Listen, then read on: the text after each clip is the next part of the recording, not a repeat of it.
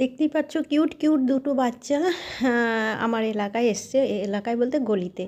যাই হোক, একটু ভয় পাচ্ছে, কেনই জানি না, হবে হবে হয়তো ছোটো থেকে মানুষকে দেখে ভয় পাচ্ছে, যে কোনো মানুষকে দেখে ভয় পাচ্ছে। সেই জন্য আমি আর জোর করছি না, ওদের একটু একটু করে খাবার দিচ্ছি আর মাঝে মধ্যে ওদের সঙ্গে গিয়ে গিয়ে কথা বলে আসছি। আর সত্যি আমি তো জানোই তো, তোমরা অনেকেই যে তোমরা হয়তো ভিডিও দেখে জানো যে আমি একজন ডগ লাভার, অ্যানিম্যাল লাভার, কিন্তু যারা আমার পাড়া প্রতিবেশী তারা জানে আমি কতটা।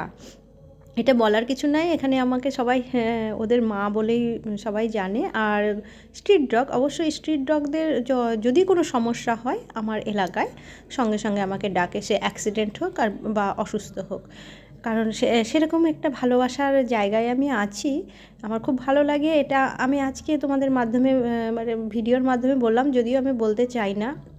আর আমি দেখো, ভিডিওটা আমি করি নিজের জন্য না, এদের জন্যই করি যে এরা স্মৃতি হিসেবে থেকে যাক।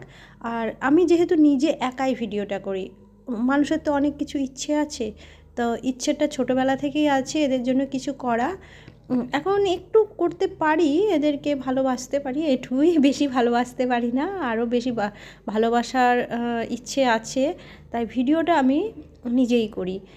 আর ওদের অসুস্থতা নিয়ে কোনো আমি ভিডিওটা দিতে চেষ্টা করি না। একাত্র হয়তো হয়ে যায়, কারণ আমি তখন ওদের নিয়েই ব্যস্ত থাকি। আর এখন তো আমি প্রত্যেকটা মাকে নিয়ে ব্যস্ত, এজন্য আমি ভিডিও দেখারও সময় নেই কারো।